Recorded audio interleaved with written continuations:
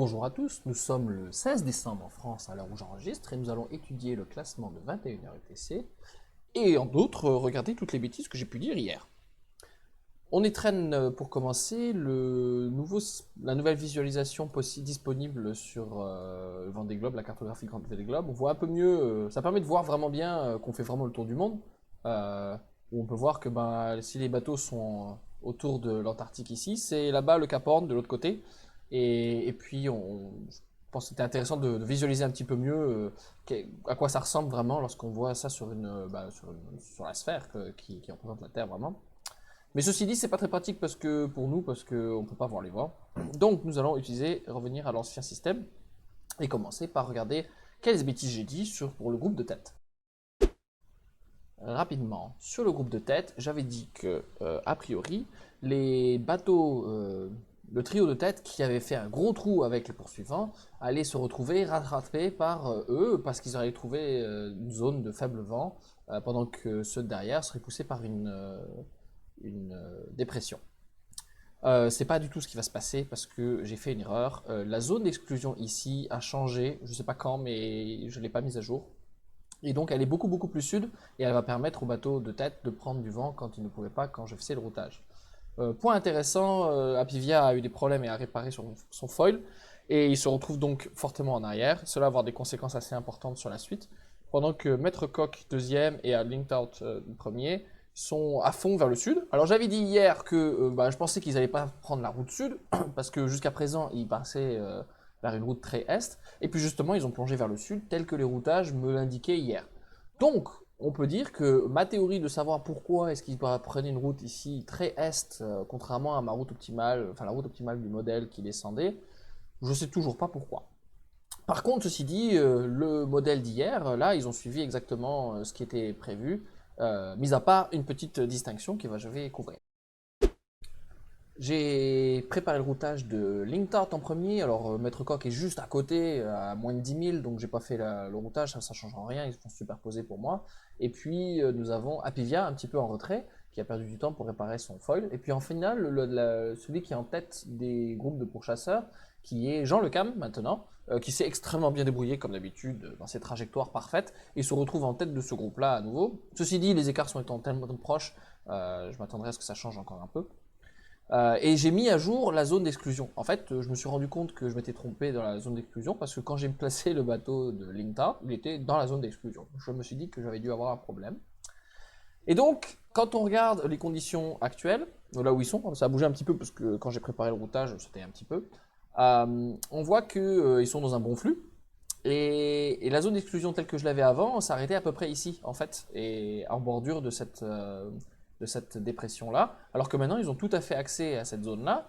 Et si l'on regarde la suite, en fait, ils vont continuer à avoir un bon flux, parce que contrairement à la dernière fois où ils étaient dans cette zone-là avec faible vent, ils peuvent aller dans le sud et tracer. Et donc continuer à maintenir un bon écart avec ceux qui le poursuivent derrière, et les deux ayant des conditions similaires. Et en fait, au final, c'est même pire que ça.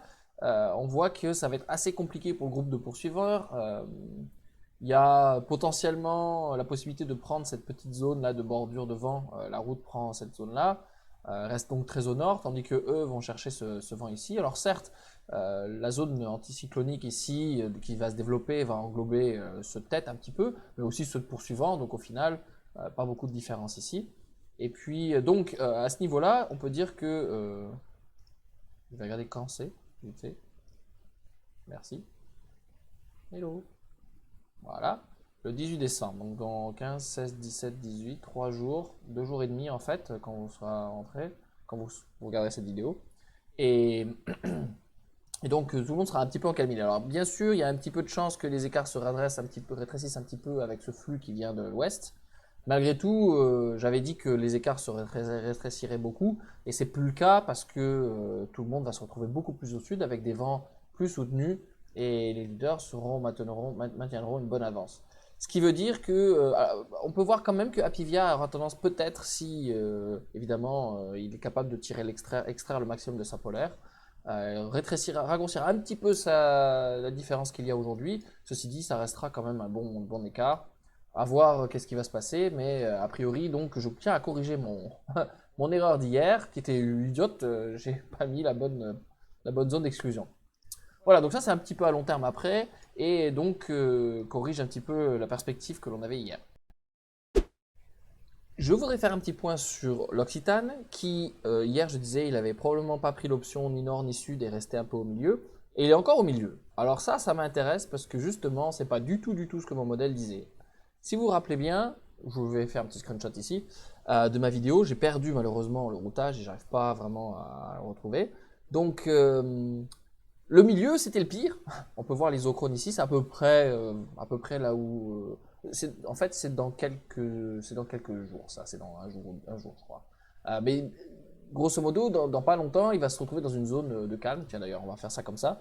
Il est encore dans une zone un petit peu de vent, mais si on fait la progression dans quelques heures, on voit que une zone de faible vent l'englobe ici. A priori en tout cas, sans regarder la projection à quelle vitesse il va aller. Et il semblerait que ici il y a un peu plus de vent, ce qui était un peu le modèle qui disait et qui projetait de passer un peu plus au nord pour profiter de ce vent-là. Ceci dit, et on voit donc ici l'isochrone qui reflète cette différence-là.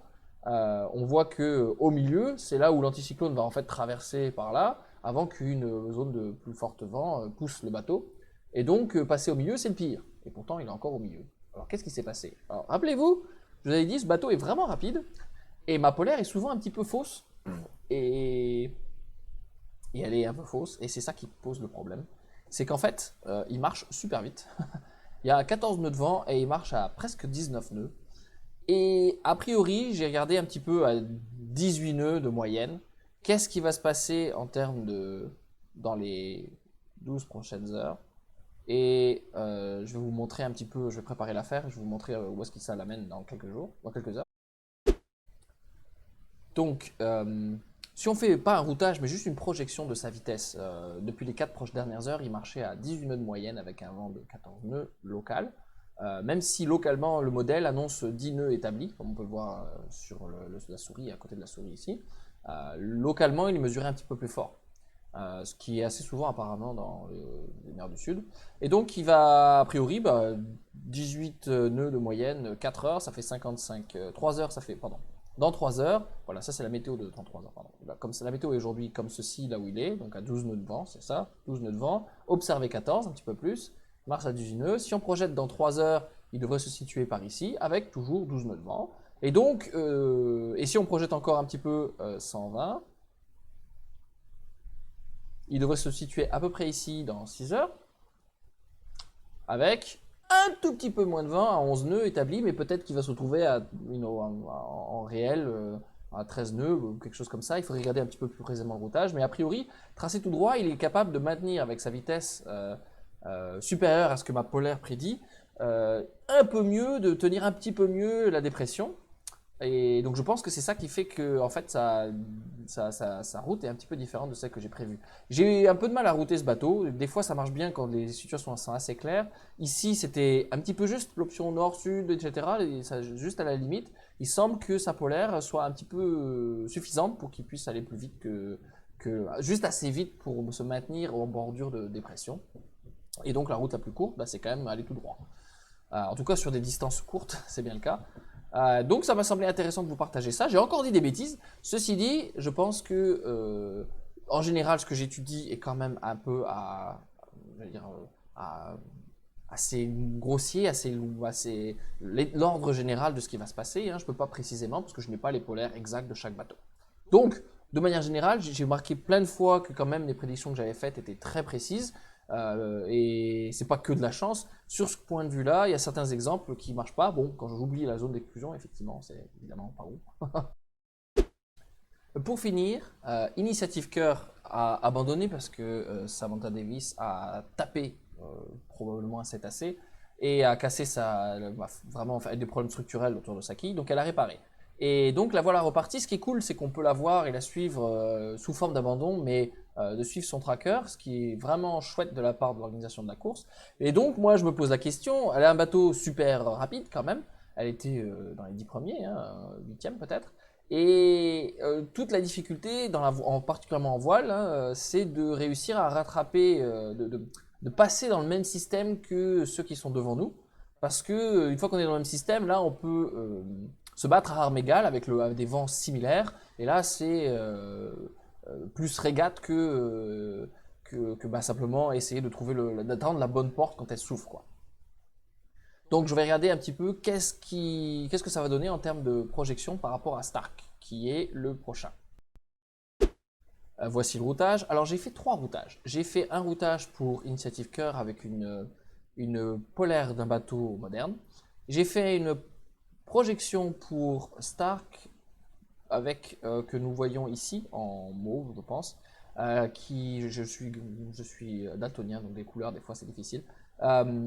Qui est à 100% d'une polaire avec un bateau un peu vieux. Je pense que ma polaire est quand même un peu optimiste ici pour 2 raisons. D'abord, il a un bateau plus vieux que la polaire que j'ai. Et deuxièmement, plus important, on a vu que depuis qu'il est entré dans les mers du Sud, où des fois le vent peut être assez fort, il a tendance à marcher moins vite que par exemple le Mercy, qui le dernier Vendée Globe était dernier. C'est le même skipper.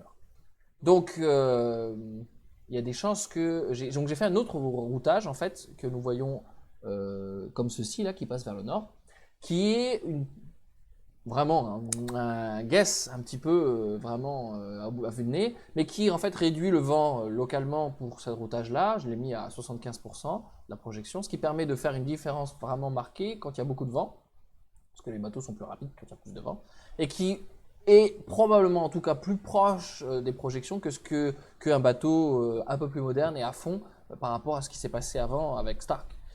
Bien sûr, c'est un peu du guesstimate, mais je pense que le but, c'est quand même de voir l'ordre de grandeur et pas à la loupe. Et donc, Samantha Davis, la navigatrice de Initiative Cœur, va commencer, comme on le voit ici, avec elle est à peu près assise à cette bordure de dépression. Elle va prendre un bon flux. Ça va, et à peu près en même temps que Stark, ce qui est plutôt avantageux. Elle part au bon moment et on voit qu'elle va partir et progresser assez vite. Alors ici, il y a quand même un point important, la dépression est un peu plus creuse, enfin elle est normale, j'allais dire, pour les mers du Sud. Il est annoncé à peu près 30-35 nœuds établis. Elle est dans un tour du monde hors course. Est-ce qu'elle va prendre cette route optimale ou est-ce qu'elle va choisir de se détourner un petit peu pour la prendre un peu plus cool? Son but, c'est quand même principalement de ramener le bateau. Bien sûr, bon, elle a des objectifs importants par rapport à ses sponsors et par rapport à son éthique, mais est-ce qu'elle va être motivée à passer dans ces vents-là, qui sont, encore une fois, relativement attendus, tout à fait attendus dans les mers du Sud? Je m'attendrais à ce que peut-être elle passe un petit peu plus prudence, mais on ne sait pas, elle était quand même très bien classée avant, peut-être qu'elle poussera fort pour rattraper. Donc ça, c'est un point à suivre. Mais de manière générale, on voit que les écarts vont pas être très faciles à rattraper, mais en fait, si Stark était à fond avec un moteur un peu plus moderne que ce qu'il a, l'écart va rester important.